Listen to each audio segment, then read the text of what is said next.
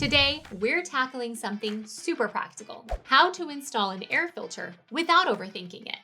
If you've ever stood there with a filter in one hand and a vent cover in the other wondering, which way does this go? You're not alone.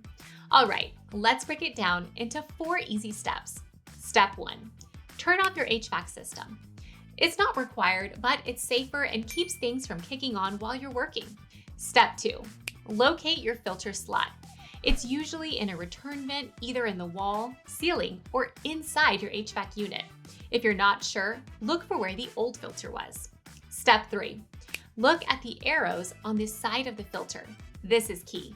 The arrows should point toward the HVAC system, basically in the direction the air flows. Step 4, slide the new filter in and close it up.